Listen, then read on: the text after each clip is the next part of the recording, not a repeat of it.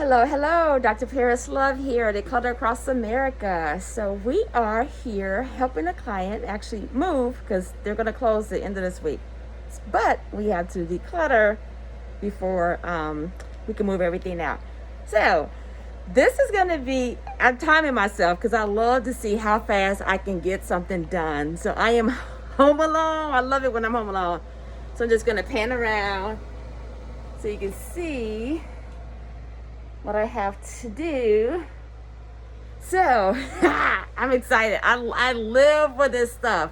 So I have my assistant is out with a torn rotor cuff. So people, be careful when you are organizing and you're just at home doing simple tasks because you can easily injure yourself, and we don't want that to happen.